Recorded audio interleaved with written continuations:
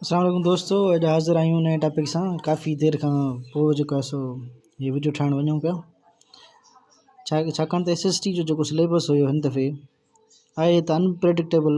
ख़बर अथव Sindh public service commission जा कारनामा कहिड़ा आहिनि, पर पोइ बि दिलि चयो त हाणे पंहिंजी बि तयारी थी वेंदी ऐं दोस्तनि खे बि तयारी कराइजे। त हाणे सफ़रनामा जेके शुरू कयूं था त मुंहिंजो सागर मुंहिंजो साहिल, दिल्ली जो दर्शन, मौज नसाई मकड़ी, टोक्यो जी गणशिया गर्ल, सिंगापुर वींदे, अछनि जे मुल्क में असीं कारा, मास्तर हरियाम जो बैंकॉक वञणु, बख्शू लिगारी खां बाल्टीमोर। इहे सफ़रनामा जेके बि मथियां आहिनि इहे कंहिंजा लिखियल आहिनि, अल्ताफ़ शेख जा लिखियल आहिनि। ऐं वरी हेठि अचूं था त सिंधबाद जेको आहे सिंधबाद जो सफ़र कंहिंजो लिखियल आहे, अली बाबा जो लिखियल आहे।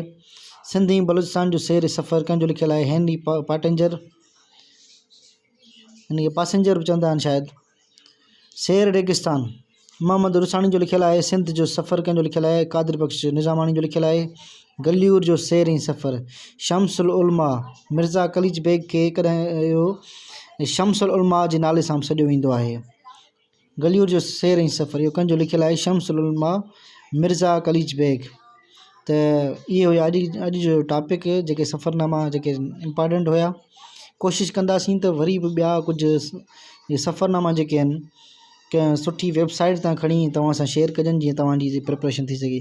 छाकाणि त अॼुकल्ह जा नौजवान जेके आहिनि, मिसाल जन वटि बुक्स वठण जी जेका आहे सा हैसियत नाहे, नथा वठी सघनि, या उहे मिसाल घर रहिजी था वञनि, तयारी लाइ ॿाहिरि किथे निकिरी नथा सघनि, को सेंटर नथा वठी सघनि।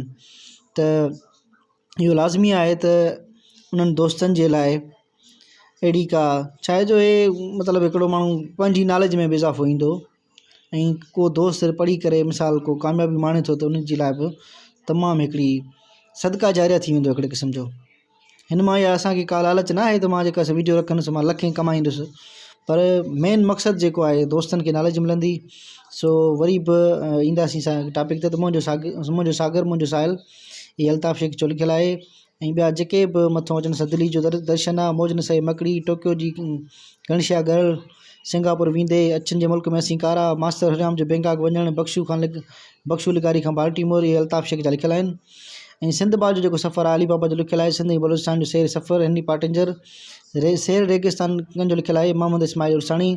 सिंध जो सफ़र कंहिंजो लिखियल आहे, कादिर बख्श निज़ामानी। गलियूर जो सैर सफ़र ही शम्सुल उलमा मिर्ज़ा कलीज बेग जो लिखियल आहे। उमेद आहे तव्हां दोस्तनि मां जेको आहे सो मालूमात वठंदो ऐं तव्हांजी तयारी में बहितरी ईंदी। जज़ाकल्ला।